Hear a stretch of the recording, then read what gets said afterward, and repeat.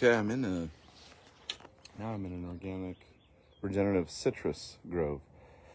Same place, down in Southern California. And I think it's important to note some of the challenges that we have when we're trying to do regenerative agriculture, when we're letting things grow and building soil. It doesn't come with its many challenges. I know firsthand on my own little orchard, but I thought I'd give context here.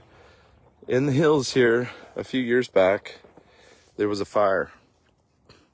I know it's hard to see those hills, but that fire wiped out a lot of this orchard and also wiped out a very large population of coyotes and badgers, a few mountain lions.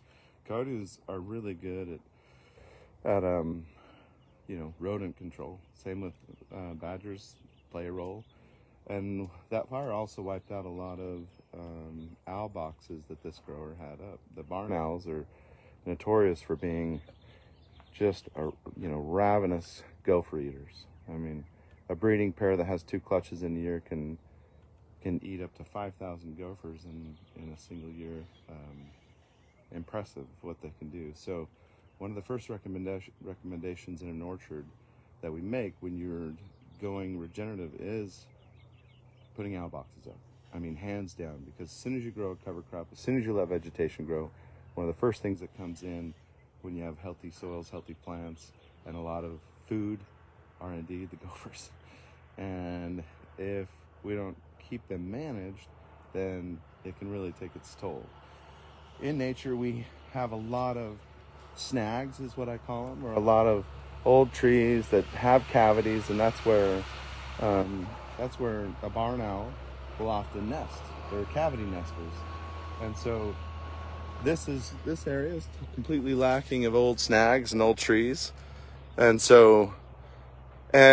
from the fires, now it's also lacking in a lot of other predators for the gophers. And so as this grower has done cover crop and let vegetation grow and building soil, let me show you the challenges. Everywhere you look, there's gopher mounds and gopher holes. I mean, the whole place is just dotted with them. Now, the citrus, although there are some trees that look good, I think they're struggling partly because they're getting constantly grazed by gophers. And nothing can get grazed down under in the soil. Their roots graze constantly without having some effect. Again, this is all things that we're learning as we're going down the regenerative path. And so, my recommendation here is at least put an owl box for every 3 acres, just because the amount of gophers that are here is astronomical. But again, these are challenges. If we look at the soil, like I talked about before, the respiration or the biological population and diversity is impressive, getting close to 200 or more, and also the organic matter, 7 to 8%, doing things right by soil, very healthy soils.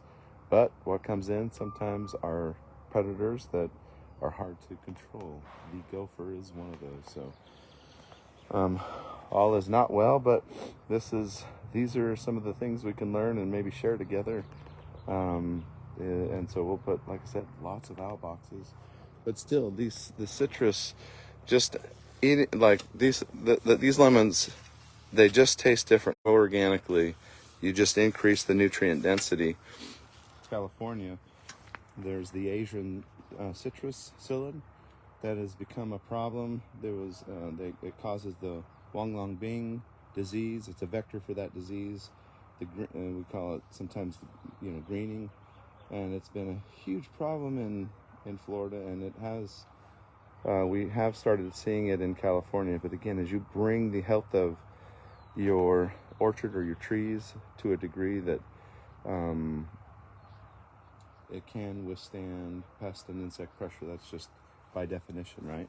We want our bricks and our leaves closer to that 12 and 16 And they're all alternative organic methods that we can use. But as a consumer, the amount of sprays now that occur for citrus, for the Wang Lang Bing or for the Asian citrus psyllid is,